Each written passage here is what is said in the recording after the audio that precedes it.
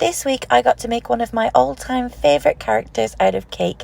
I'm not going to tell you who it is, see if you can guess as the video goes on.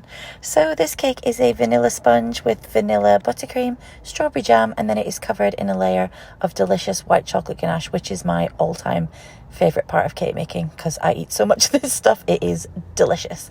Then once I'd covered the whole cake in the white chocolate ganache and let it set up, it was time to add my layers of modelling chocolate for all of the detail.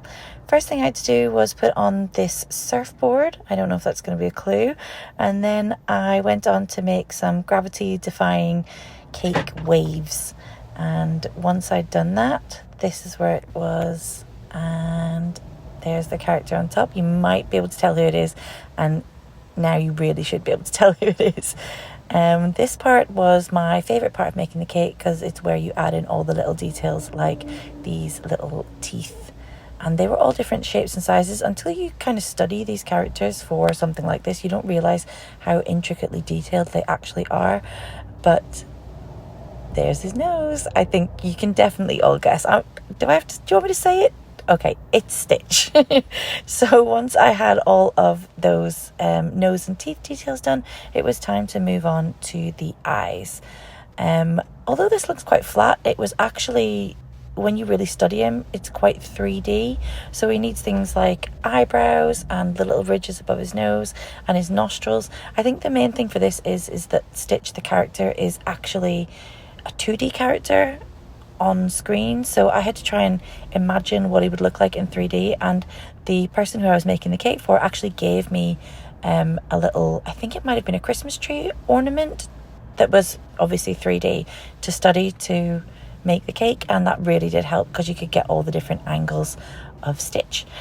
So once I got all of the feet and toenails done, it was time to move on to the hands, and then I added in the little eye details, which always just makes the cakes come alive. Next up, I decided to add loads of texture because I feel like Stitch would be furry. I don't know if there's a poster going around about a live action Stitch that's coming out soon, and he's furry, so I decided that my Stitch was also going to be furry.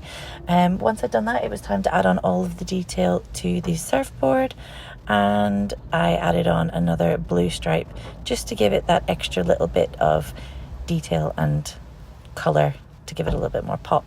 And then once I'd done that, I decided that the waves didn't really look like they were crashing, so I added some more white chocolate modelling chocolate on just to make it look like they were really moving.